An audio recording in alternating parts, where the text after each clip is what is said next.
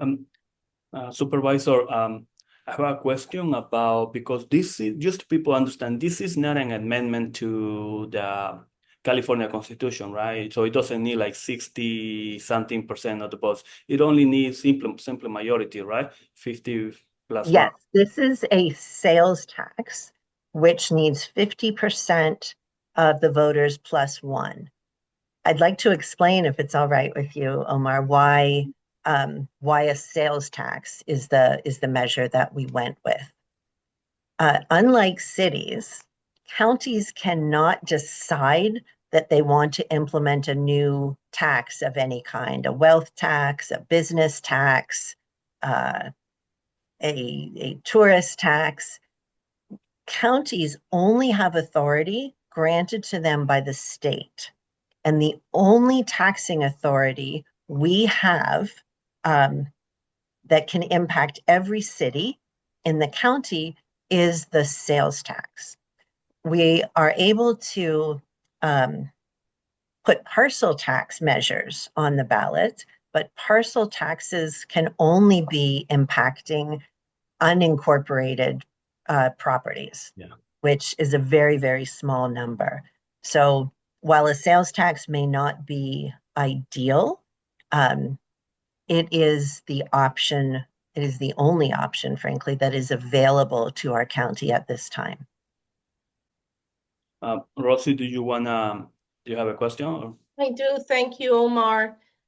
Supervisor Ellenberg, obviously we're at a time where inflation is a concern, especially to working families.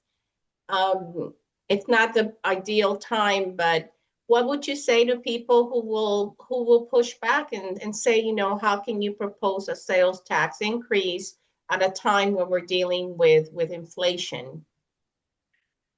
Inflation and tariffs, I mean, Mhm. those are real concerns. And this is far, far from the ideal time Mhm. to impose a tax. Um, but let me say a couple of things about that. Again, the enormity of loss that we will be facing warrants a dramatic solution.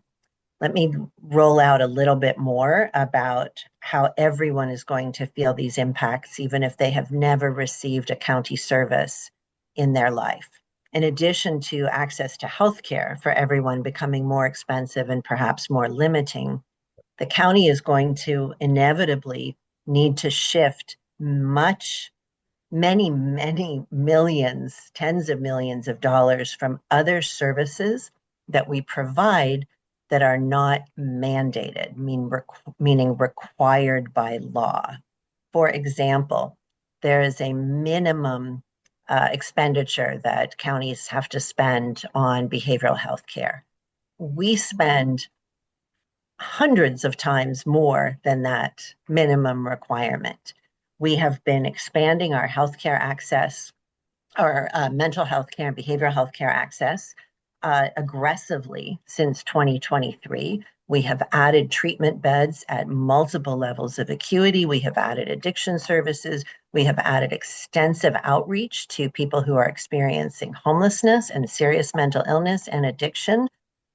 And it is a real fear that those services are going to be cut back. And the most pressing issues that residents will talk about when you ask them what is not going well in their community, most often they point to the significant number of people in our community who are experiencing homelessness, and particularly who are unsheltered. Our residents have told us again and again, do more, do more, do more.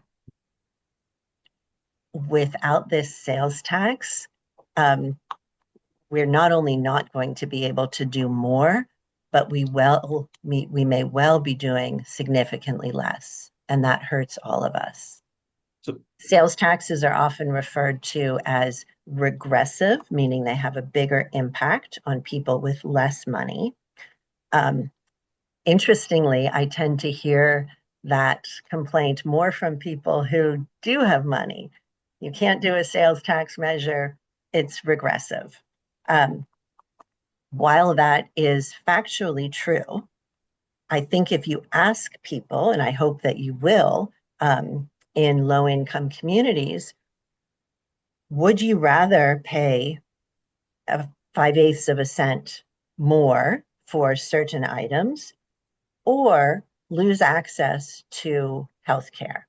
So the people that are most likely to be impacted by the taxes are also going to benefit from the results of those taxes. So that's an important piece. Also, sales tax does not apply to groceries, rent, childcare, education, or medical expenses.